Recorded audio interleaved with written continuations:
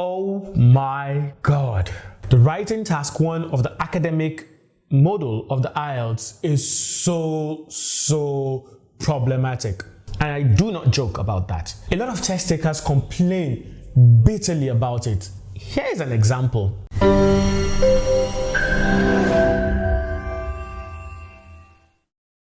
My name is Lanre. I'm your tutor, and I'll be here throughout the duration of this episode. Remember, I lead the IELTS multi-step program, and that's your trusted program for success in the IELTS. But enough with the introductions. Now, back to my story. I studied English language in the university. I hate numbers. I hate anything that has to do with data that involves numbers, statistics, and all of that. They scare me. So, the first time I saw the IELTS writing test and I was supposed to write the academic module of the IELTS, and I saw the writing task 1 and I saw all these diagrams with the squiggly lines with numbers and names and all of that. Immediately I saw that, I knew in my mind, Lanre, you ain't gonna pass this. But years later, I discovered that there's an easy strategy for success in that. And you see, the easy strategy involves more of what you should not do than what you should do. So, today's focus, today's topic, today's video is going to focus on those things that you should not do. You should never ever attempt if you intend to pass well in the task 1 of the IELTS writing. That is for the academic module. Oh yeah, and to complete that story, I did write the IELTS and I was able to make a band 8.5. And yes, my writing section was quite good, so I passed, just in case you were wondering. But back to the video for today. These things are 9 solid tips. 9 solid tips that identify, that outline things that you should never ever venture into if you desire to pass well in the academic module writing task 1. The writing task 1 for the academic module is a report. Basically, you're writing a report on visual information. You're given a diagram, a graph, a table, a chart, be it a pie chart or a bar chart, and a process diagram that shows a process or a flow chart. And you were asked to write a report on it. I'll go to the question itself. The question usually says, summarize the main details. Okay, summarize the main details and make comparisons where relevant. That is what the instruction says. So that instruction itself leads us into the things that you should not do. Number 1, not writing enough words. That is the first mistake that a lot of test takers make. Never ever go into the IELTS academic writing test and you are seeing the question says you should write at least or not less than 150 words, and then you go ahead and you write a report that's 145 words. Brother, you will fail. Please ensure that you write the exact or above the exact number of words that has been specified in the word count. 150 words, nothing less. You can write more, and when you write more, how much more should you write?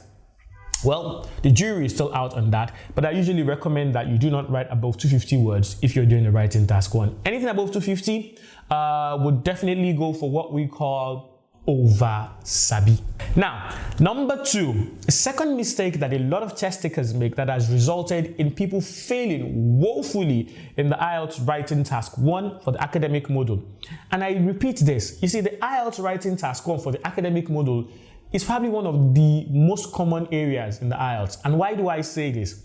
As a tutor and as someone who has been in the system for the IELTS for a couple of years, most of the people who write the IELTS are medical professionals who are planning to leave the country en masse. And they write the academic module of the IELTS, which means that writing task 1 features prominently in the frequently asked questions that people send to our page, send to our social media handles, or they even ask in class.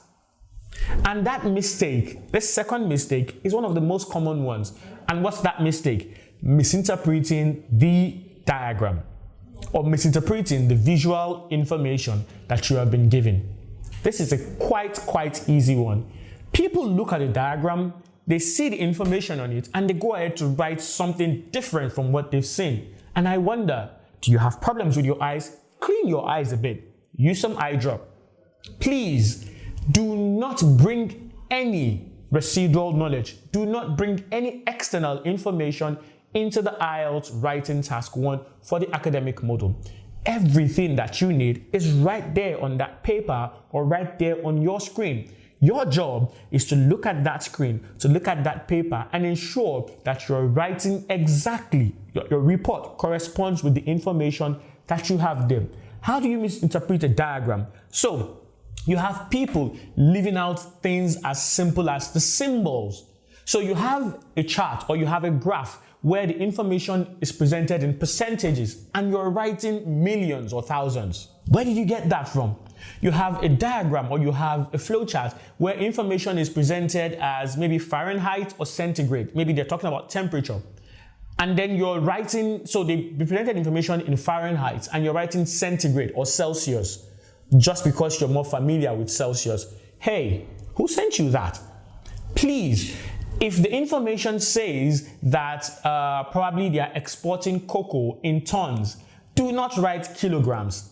Ensure that you do not misinterpret the diagram. You do not misinterpret the information presented in the question that has been given to you. The third mistake that a lot of test takers make in the IELTS is they do not include an overview sentence. God, this is so frustrating.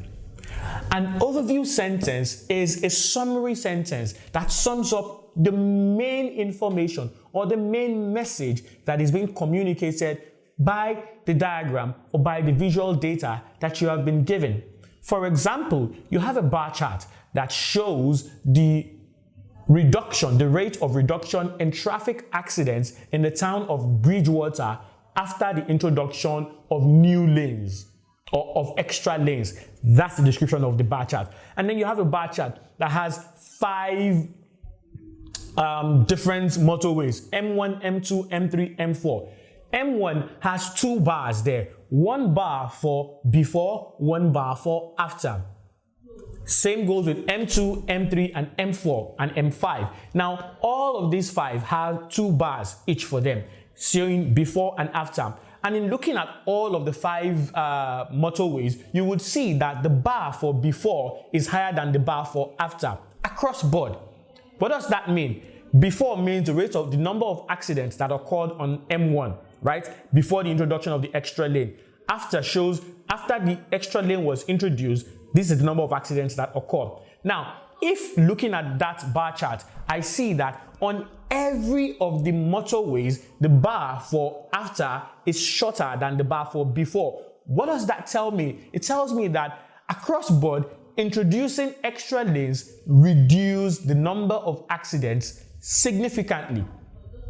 This statement is what they call the overview statement. It is that statement that summarizes the main information that that bar chart passes. And what's the main information? That in every case that an extra lane was introduced, accidents reduced. If you write an IELTS writing task 1 report for the academic module and you do not include an overview sentence either in your introduction or in your conclusion, forget it. Forget it.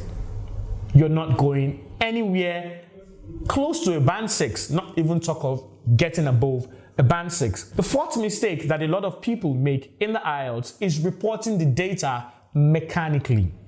Reporting the data mechanically. What does that mean? They go ahead and they write every single thing that they can see in the diagram. Please, the instruction states clearly, summarize the information. Summarize the information by what? Focusing on the main details only. It tells you clearly that it is a summary and the focus is on what? The main details. So if you go ahead and then you write, in 1995, M1 had 15 accidents. In 2015, M1 had 17 accidents. In 2016, M3 had... No, that's not what they need. You do not need to quote every number, every detail and every piece of information on that diagram. No, you are expected to carefully and only select the main features. That is what your report should contain. One of the things that pushes people towards reporting the data mechanically is, I want to write 150 words. How do I make 150 words if I don't write everything I can see? That is not the focus of the task. If you do that, you're setting yourself up for failure. Number 5, adding unnecessary details. This is quite related to the tip I gave before. If you're focusing just on the main details alone, adding minor details, adding irrelevant details becomes a no-brainer. You do not need it. Please do not do that. That's a mistake that is self-explanatory, and if anybody falls into that trap, well, you have yourself to blame. Mistake number 6, adding your own opinions or assumptions. Please, please, please. A lot of times we say that the IELTS is an opinion-based test, which is actually true to a certain extent. Most of the questions that you're going to get in the speaking section of the IELTS have to do with your opinion. Even in the writing section of the IELTS have to do with your opinion. But there's one particular exception to that rule, the academic writing task 1. It is what?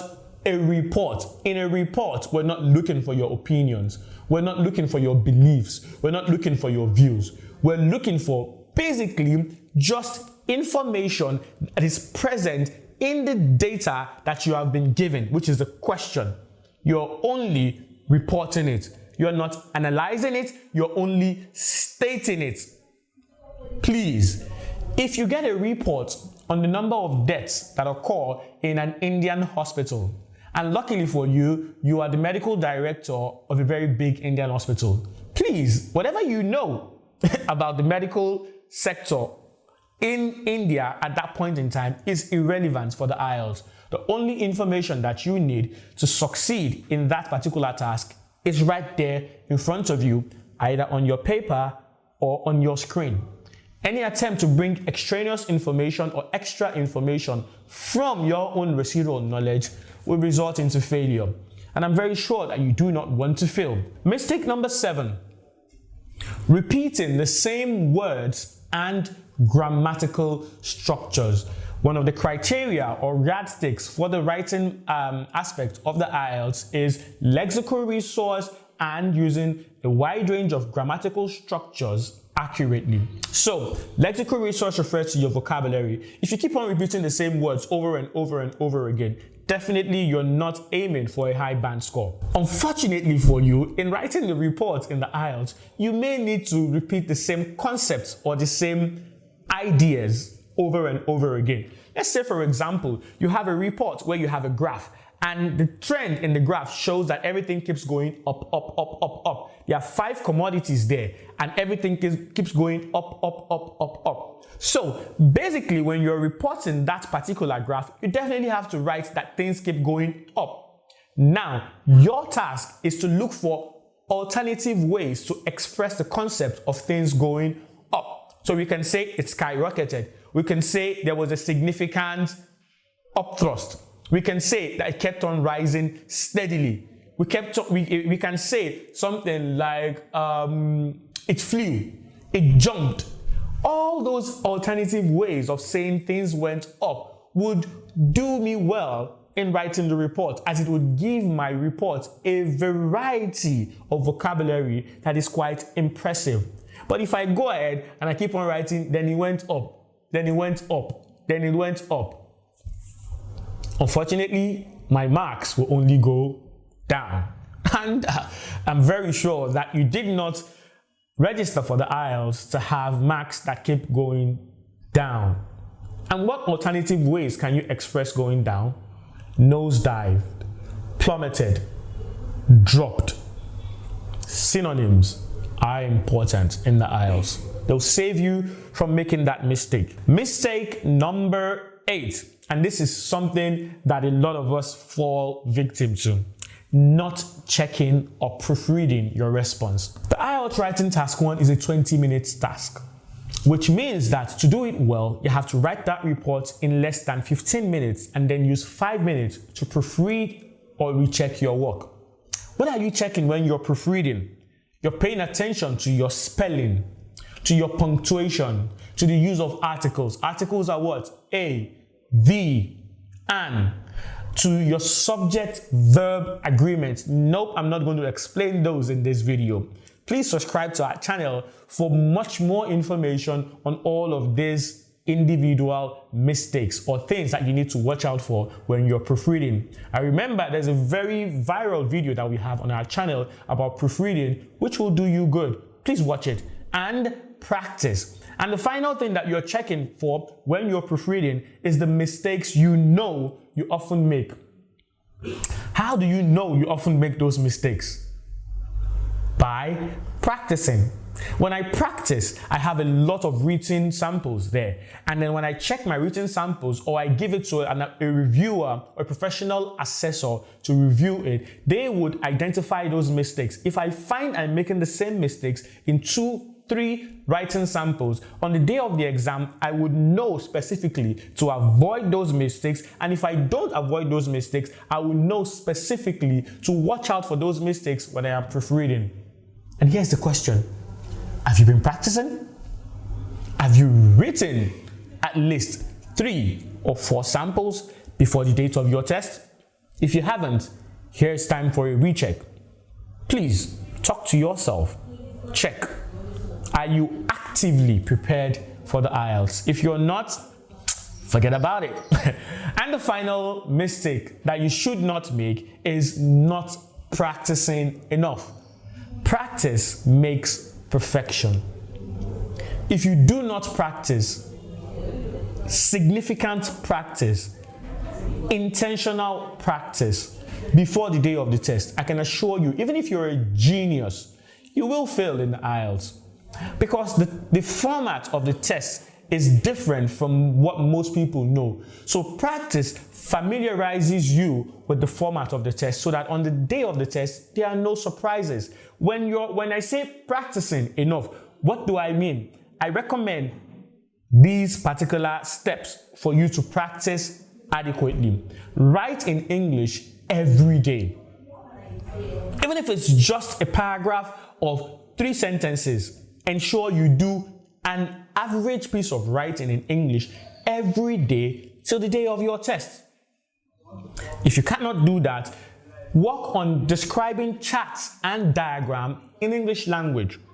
You're writing an academic test. You're going to definitely describe visual information on the day of the test. So why not work towards that by practicing describing diagrams or charts in English? This is very easy. You could be driving on the road and you see a diagram, you see a billboard and you see a diagram on the billboard. You could go ahead and record your description or your analysis of that diagram. That in itself is a way to practice. And if you do have time, sit down and write out that description. Charts, tables, diagrams, maps. Start practicing describing them in formal English, academic language, please. Also, practice writing a certain number of words in a limited time. You're going to write 150 words in 20 minutes. Have you tried pushing yourself to write 100 words in 10 minutes? This is a way you can actually practice and get prepared also for the IELTS. And finally, trying to describe charts and diagrams in English language using a certain number of words in a limited time. Do these things that I have told you and avoid the things that I have told you to avoid, those mistakes, and I can assure you that your writing task 1 could actually be the reason why you get a band 9 in the writing aspect of the IELTS.